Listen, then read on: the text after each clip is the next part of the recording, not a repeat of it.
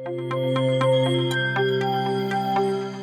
सियासत में वार पलटवार भी होते हैं और ख्वाब भी देखे जाते हैं, इरादे भी किए जाते हैं और उसकी कोशिश भी की जाती है। आगामी चुनाव को लेकर दिग्विजय चौटाला का एक और बड़ा बयान, और दिग्विजय चौटाला ने कहा है कि 10 सीटों से 45 के मिशन पर हम चल पड़े हैं। हरियाणा का अगला मुख्यमंत्री दुष्यंत चौटाला को देखना चाहते हैं।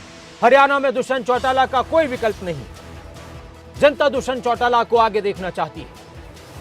दिग्विजय चौटाला का बड़ा बयान, हरियाणा का अगला मुख्यमंत्री दुष्यंत चौटाला को देखना चाहते हैं, कोई विकल्प नहीं दुष्यंत चौटाला का हरियाणा के अंदर।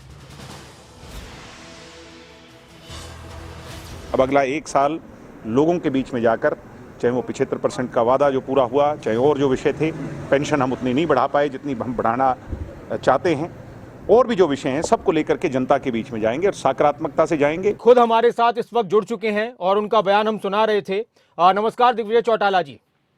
जी नमस्कार। और सबसे पहले आपको बहुत बहुत मुबारकबाद शादी की, ईश्वर से दुआ है कि आप हमेशा खुश रहें। धन्यवाद, बहुत बहुत धन्यवाद जी।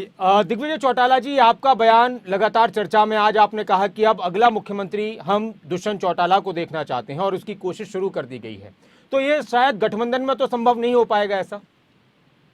नहीं, ऐसी बात नहीं है। ये तो हरियाणा की जनता ने तय करना है जी कि दुष्यंत चौटाला जी को कितना मैंडेट, कितनी ताकत हरियाणा की जनता देती है। हमारी पार्टी के प्रत्येक कार्यकर्ता की और हरियाणा के जनमानस की ये इच्छा है ही कि दुष्यंत चौटाला को वो आगे बढ़ता देखना चाहते हैं। जी।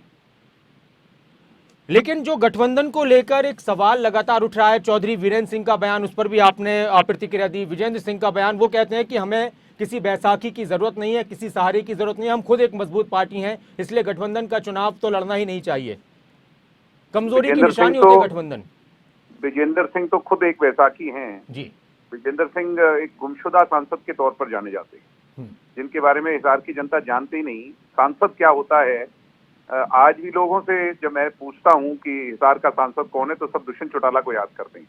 तो विजेंद्र सिंह जी की बात को मैं इतनी तवज्जो नहीं देता। जी। अच्छा, आपने कहा कि 10 से 45 के मिशन पर हम निकल पड़े हैं, तो 10 से 45 का मिशन है या इससे ज्यादा का भी आपने सोचा है कुछ, कि 45 से ऊपर भी हो सकता है? क्योंकि एक पूर्ण बहुमत की सरकार के लिए और ज्यादा सीटें आ जाए तो बेहतर है। राजनीति में नेता आंकड़े जरूर बता सकते हैं, मगर ये जनता ने तय करना है कि दुष्यंत चौटाला को कितना आशीर्वाद।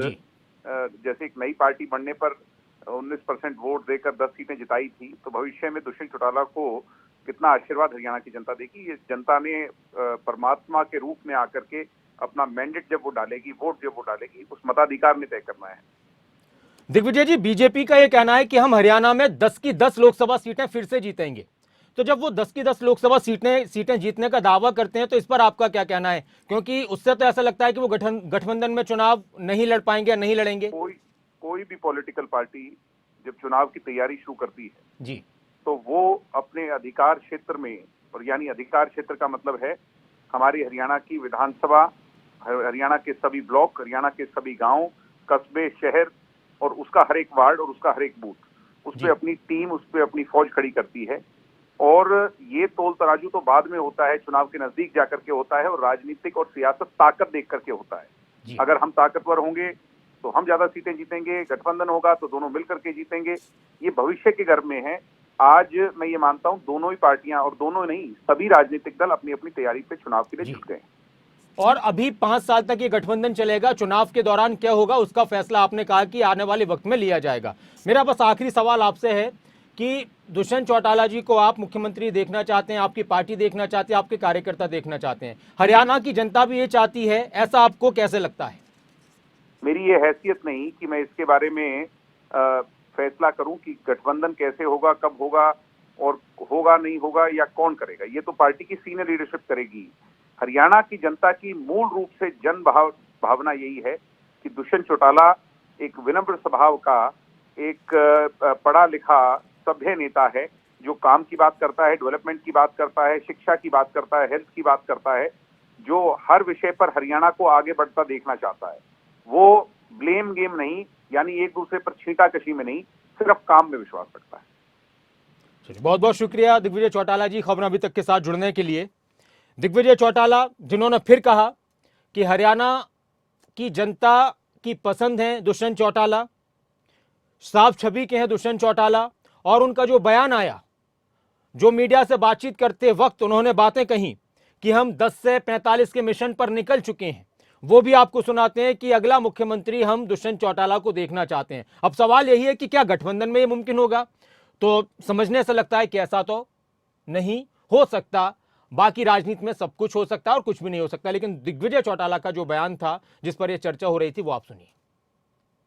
लग चुका है, अब अगला 1 साल लोगों के बीच में जाकर, चाहे वो 75% का वादा जो पूरा हुआ, चाहे और जो विषय थे, पेंशन हम उतनी नहीं बढ़ा पाए जितनी हम बढ़ाना चाहते हैं, और भी जो विषय हैं सबको लेकर के जनता के बीच में जाएंगे और सकारात्मकता से जाएंगे। दुष्यंत चौटाला जिसकी छवि बेदाग छवि, साफ छवि, नरम छवि और एक ठेठ हरियाणवी की जो छवि है, उसके नाम पर आशीर्वाद मांगेंगे। मैंने कल भी कहा कि जैसे केंद्र में मोदी का अभी कोई ऑल्टरनेटिव नहीं है मोदी जी का, वैसे ही हरियाणा के अंदर दुष्यंत चौटाला का ऑल्टरनेटिव नहीं है। दुष्यंत चौटाला को लोग आगे देखना चाहते हैं। हमारा परिवार संगठित है, हमारे विधायक संगठित हैं और उसका परिदृश्य आपके सामने समय समय पर आया है। हम मजबूत परिवार 10 लोगों का ऐसा खड़ा है। उसके बीच में कोई मनमुटाव कभी होता है तो बातें कई बार प्लेटफॉर्म पे भी आ जाती हैं, उनको क्लियर कर लिया जाता है। 10 से 45 की ओर हम अपने मिशन पे चल पड़े हैं। अब उसमें नाराज़ भी होंगे, उसमें कुछ मायूस भी होंगे, कुछ लोगों के पेट में दर्द भी होगा, मगर हरियाणा का अगला मुख्यमंत्री दुष्यंत चौटाला को हम देखना चाहते हैं।